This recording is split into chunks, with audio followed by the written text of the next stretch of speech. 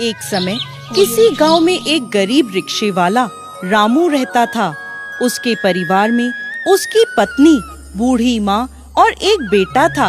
रामू इतना गरीब था कि 2 वक्त की रोटी भी वो पूरे दिन की मेहनत के बाद जुटा नहीं पाता था। बीमार माँ की दवाई लाना उसके लिए नामुमकिन सा था। रामू भगवान भोलेनाथ का परम भक्त था। सुबह शाम दिन रात ओम नमः शिवाय का जाप करता रहता। अपने पूरे परिवार के साथ सुबह उठकर भोलेनाथ की पूजा अर्चना करता। उसके बाद ही और कोई भी काम करता था। रामू के पास एक पुराना टूटा फूटा रिक्शा था, जिसे लेकर वो पूरा दिन धूप में यहाँ वहाँ सवारी की तलाश में भटकता रहता था। लेकिन उसके रिक्शे की जर्जर हालत देखकर कोई भी उसके रिक्शे में नहीं बैठता था। साहब आइए ना साहब, आपको कहाँ जाना है? आइए, मैं आपको फटाफट ले चलूंगा। अरे रहने दो भाई, रहने दो। तुम्हारे इस रिक्शे में बैठने से अच्छा तो मैं पैदल ही चला जाऊंगा। नहीं साहब नहीं, मैं आपको जल्दी पहुंचा दूंगा। आप किराया भी अपने मन मुताबिक ही दे दीजिएगा। अरे नहीं, तुम जाओ, चलो। रामू सारा दिन यूं ही सवारी का इंतजार करता रहता। फिर एक दिन, सुनिए जी, मुन्ने को बहुत तेज बुखार है। आप आते समय बुखार की दवा लेते आना। ठीक है, तो मुन्ने का ख्याल रखना। उस दिन भी रामू को कोई सवारी नहीं मिली। शाम को जाकर एक सवारी मिली तो उसने 30 रुपए कमाए। घर लौटते वक्त रामू के रिक्शे का पहिया पंचर हो गया। 30 रुपए में से 10 रुपए पंचर निकालने वाले ने ले लिए। बचे पैसों में से 10 रुपए का रामू ने भोलेनाथ को प्रसाद चढ़ा दिया और 10 रुपए की मुन्ने की दवा लेकर घर पहुंचा। आ गए आप? मुन्ने की दवा लाए हो ना? उसे बहुत तेज बुखार हो रहा है। हाँ ले आया, ये लो। अरे खाने को भी कुछ लाए हो? घर में तो कुछ भी नहीं है। रामू ने अपनी सारी व्यथा अपनी पत्नी को कह सुनाई। कोई बात नहीं, लगता है भोलेनाथ को यही मंजूर है। हे भोलेनाथ, आप तो बहुत ही दयालु हैं, बहुत ही कृपालु हैं। मुझ पर भी कृपा कीजिए भगवान। 3 दिन से मैं और मेरा परिवार भूखा है। हमें कोई संपत्ति नहीं चाहिए भगवान, परंतु 2 वक्त की रोटी तो जीवन जीने के लिए दे दो भगवान, वरना आपकी दी हुई ये जिंदगी आप वापस ही ले लो। आप ये जिंदगी वापस ही ले लो प्रभु। भोलेनाथ, ये रामू आपका परम भक्त है। आपकी पूजा में, आपके ध्यान में सदा लगा रहता है।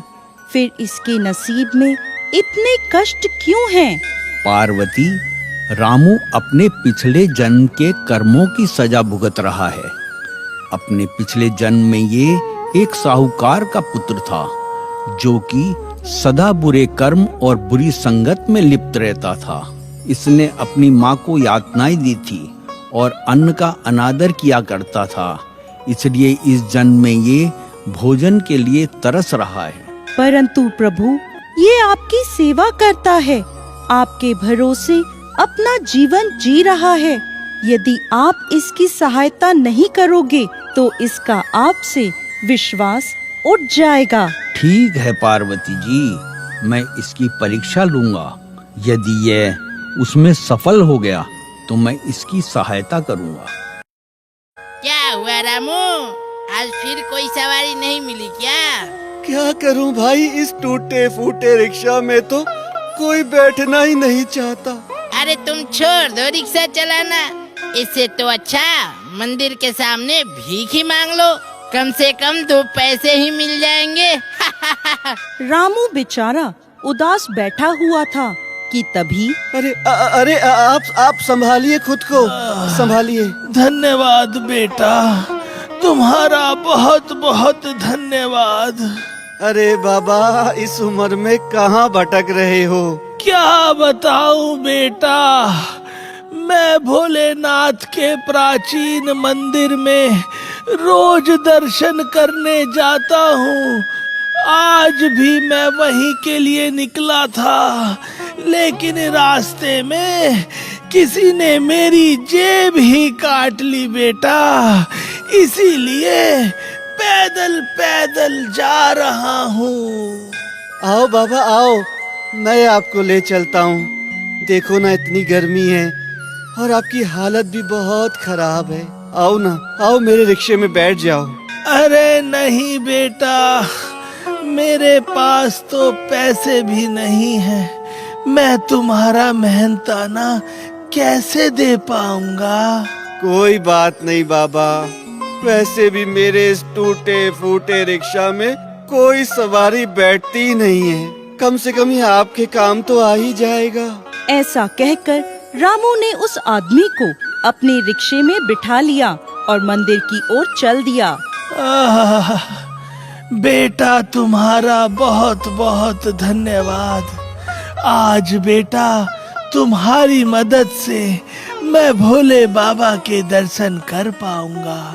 तुम्हारा भला हो बेटा, सदा सुखी रहो। बाबा मुझे तो बस आपका आशीर्वाद चाहिए और भोलेनाथ की कृपा चाहिए। वो साथ है तो मेरा हर काम सहज हो जाएगा।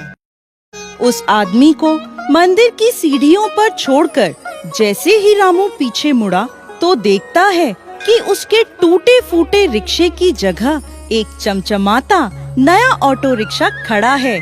उसे देखकर वो पहले तो कुछ समझ ही नहीं पाया। फिर उसने पीछे मुड़कर देखा तो वो बूढ़ा आदमी उसे वहाँ नहीं दिखा। अब रामू समझ गया कि यह व्यक्ति और कोई नहीं, स्वयं भोलेनाथ हैं। वो बहुत खुश हुआ और खुशी खुशी अपने नए ऑटो रिक्शा में अपने घर की ओर चला। घर पहुंचा तो देखता है कि उसकी टूटी फूटी झोपड़ी की जगह एक आलीशान मकान बना है। ये देख वो चौंक गया। घर के बाहर उसकी पत्नी, माँ और बेटा खड़े थे। उन्हें देखकर रामू बोला, ये क्या हो गया? ये तो चमत्कार ही हो गया। सुनिए, देखिए ना, ये हमारा घर, हमारा अपना नया घर।